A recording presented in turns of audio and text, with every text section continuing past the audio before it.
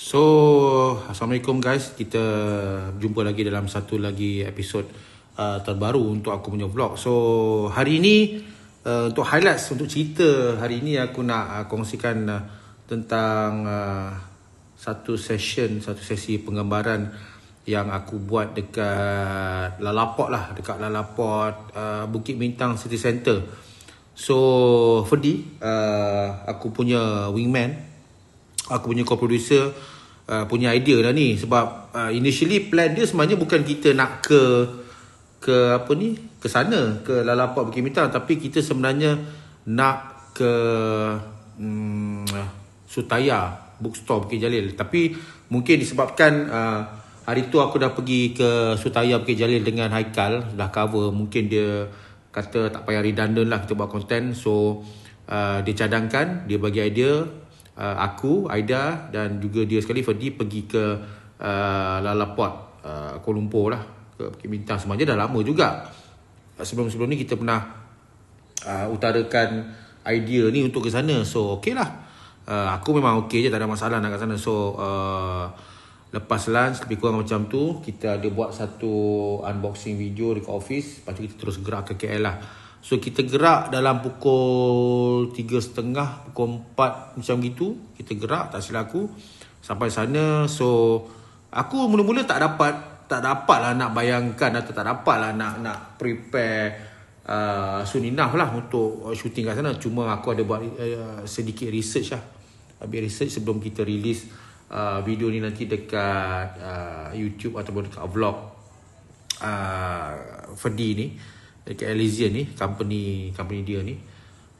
Aku nak cerita on my behalf, sneak peek lah dekat precursor lah, preview of whatever yang aku experience kat sana. Yang pertama sekali, sebenarnya bila pergi mall yang baru siap after pandemic, after COVID, masih face endemic ni, aku dapat rasakan yang mall baru macam Lalaport ni sebenarnya still WIP lah, still work in progress lah. Banyak lagi sebenarnya tempat-tempat kosong ataupun premium kosong yang belum diisi lagi dekat dalam Lalaport ni. Even one of the main attraction, dia ada rooftop garden kat atas tu kan, itu pun tutup masa kita orang nak pergi. So tak dapat nak explore dekat sana. Tapi we go some place yang tak silap aku ada satu tempat ni, dia orang gelar macam Japanese IKEA lah. Cuma bila pergi masuk di so called Japanese IKEA ni kan, aku tengok barang-barang dia, so to speak, barang-barang dia still tak dapat nak menandingi lah. Still tak dapat nak menandingi IKEA. Sebab kau tahulah IKEA ni dia punya level macam mana. So bila masuk Lalaport ni dan kita masuk tempat nama Nitori ni kan, Nitori yang label macam Japanese IKEA ni, dia masih tak dapat nak level lah dengan IKEA yang sebenar yang diorang cakap membandingkan tu. So and then next to IKEA ni, kita macam, aku rasa ni dia punya company adik-beradik lah kat Jepun. Sebab aku pun tak really go deep on research about Lalaport ni. Ada kedai nama Nojima. Dia satu kedai electrical appliances, untuk gadget, untuk IT, dari brand-brand yang quality sekarang. Ini sebelah-sebelah aja. It's the one stop shop, one stop center lah. So we continue to roam around. Ada more than one food court sebenarnya. Dan food court yang dekat rooftop garden tu yang paling best. Tapi kita tak try kat sana sebab kita minum, kita have a drink dekat dome. Macam kau tengok dalam video ni kan, kita minum kat dome, dekat satu alley, macam ada satu lane walkway macam ala-ala dekat walk ataupun jalan dekat curve tu lah, kalau korang pernah pergi di curve. So we have a drink there. So overall, aku sebenarnya tak dapat nak bagi rate sebab mall ni tak siap sebenarnya. Cuma aku cakap aku teringin nak pergi lagi bila dia punya wayang. Sebab aku tahu ada GAC akan buka tak lagi bila wayang dia dah siap.